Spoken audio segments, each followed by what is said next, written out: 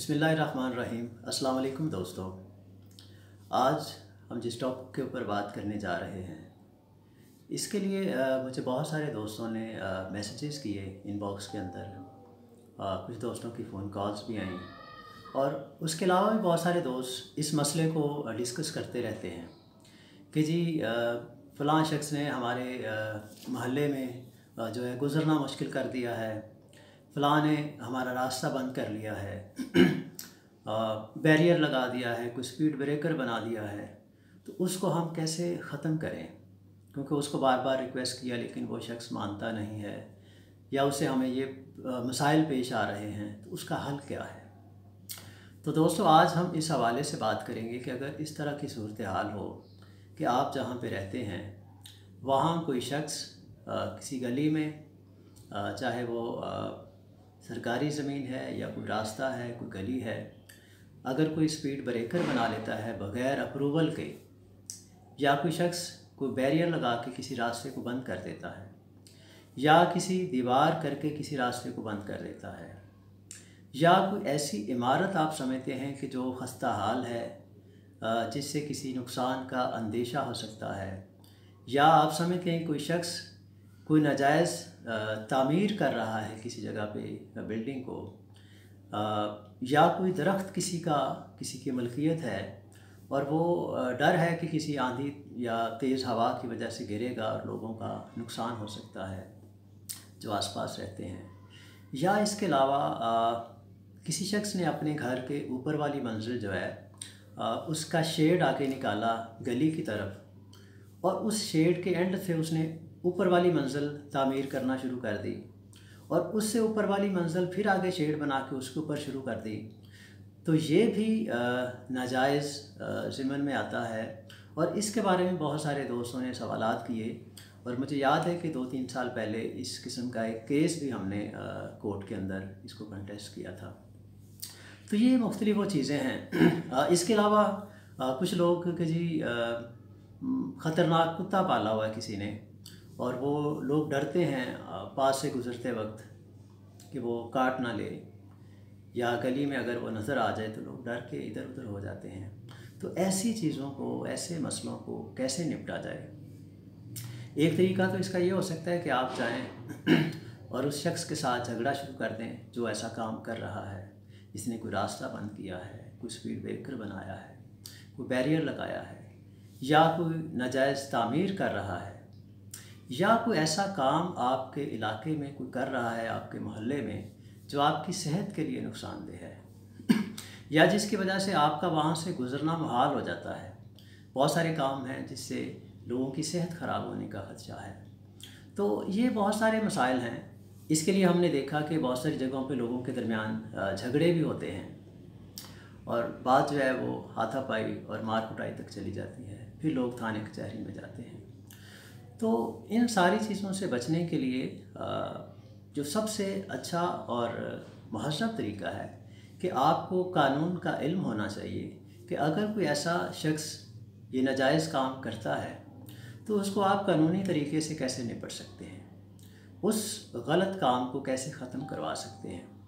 तो इस हवाले से कानून बड़ा क्लियर है और बड़ा सिंपल है। इसमें हमारा क्रिमिनल प्रोसीजर कोड, उसका सेक्शन है 133, वो इस हवाले से हमें रहनुमाई देता है पब्लिक नाइसेंस के हवाले से। तो जहाँ भी पब्लिक नाइसेंस या मफाद आमा के ख़िलाफ़ आवाम को तंग करने वाला काम किया जाएगा, आवाम को परेशान करने वाला काम किया जाएगा, तो वहाँ ये सेक्शन अट्रैक्ट होता है 133। अब इसके तहत आप कर क्या सकते हैं। आम आदमी को ये पता नहीं होता कि उसे करना क्या है। ये बड़ा सादा कानून है कि आप यानी अहले मोहल्ला, अहले इलाका एक दरख्वास्त लिखते हैं, वो आप ख़ुद भी लिख सकते हैं, किसी वकील के ज़रिए से भी आप लिखवा सकते हैं। इलाका मजिस्ट्रेट के नाम, जो क्लास 1 का मजिस्ट्रेट है आपके इलाके का, आप उसके नाम एक दरख्वास्त लिखते हैं और उसके अंदर अपना मसला बयान करते हैं। जैसे ही आपकी एप्लीकेशन मजिस्ट्रेट के पास पहुंचती है, वो फ़ौरन डायरेक्शन करेगा आपके इलाके का जो SHO है थाने का, उसको डायरेक्शन करेगा कि मुझे इस मसले की रिपोर्ट सबमिट करें। अब जो SHO है वो ड्यूटी बाउंड है कि वो वहाँ पे खुद जाए, अपने साथ को अपने जवान लेके जाए और वहाँ जाके वो जो शिकायत कुनिंदा हैं जिन्होंने वो दरख्वास्त दी है उनके बयानात लिखे, आसपास के लोगों के बयानात भी वो कलमबंद करे और वहाँ से वो एविडेंस कलेक्ट करे, कोई शहादतें ले कि वाकई जो शिकायत हमें दी गई है, जो मसला हमें दिया गया है वो वाकई मसला है, एग्ज़िस्ट कर रहा है। तो वो जो SHO है वो ये सारी एविडेंसेस और जो बयानात हैं उनको रिकॉर्ड करता है, अपनी निगरानी में ख़ुद करता है या अपने किसी मुलाज़म से करवाता है, किसी जवान से करवाता है। तो ऐसे मौके पे ख़ास तौर पे एक बात जहन में रखिएगा कि वो लोग जिन्होंने दरख्वास्त दी थी वो कोशिश ये करें कि जब ये उनके एविडेंस हो तो उसको स्टाम्प पेपर के ऊपर दें ताकि आपके जो बयानात हैं उनकी ऑथेंटिसिटी कोर्ट ऑफ लॉ के अंदर एडमिटेड हो। तो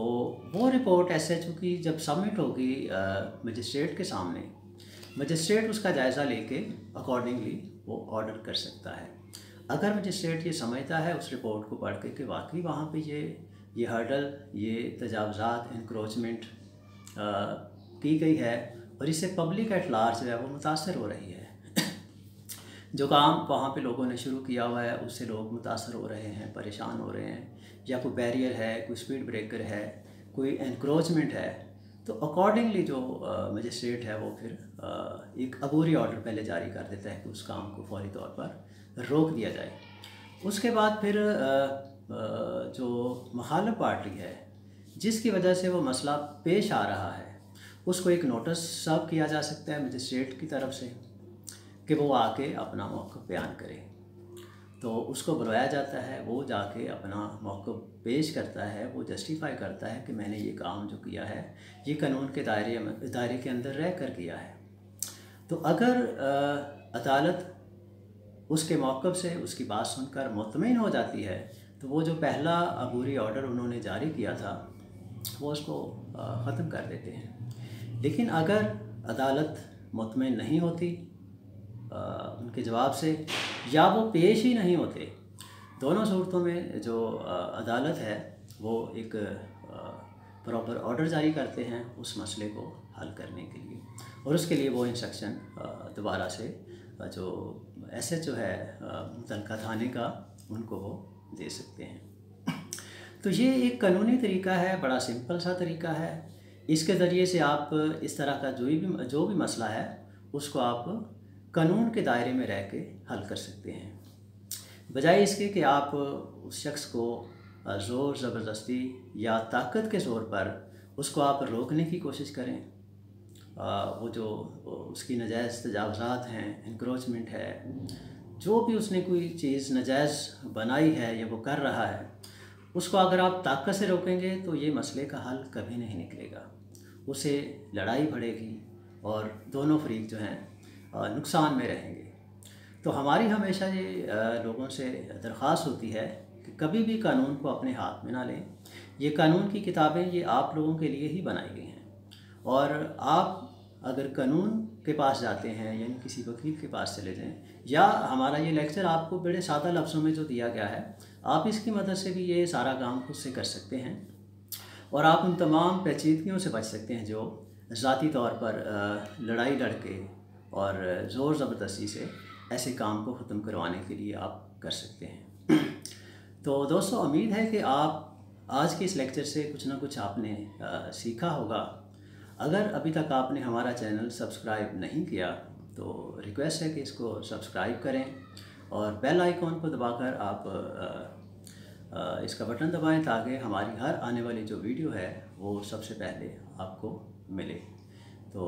हमारी रिक्वेस्ट है कि इसको ज़्यादा से ज़्यादा आपके दोस्तों को शेयर कीजिए ताकि लोगों के अंदर ये आगाही, ये अवेयरनेस आए और लोग कानूनी तरीके से इन मसाइल को हल करने की कोशिश करें। शुक्रिया।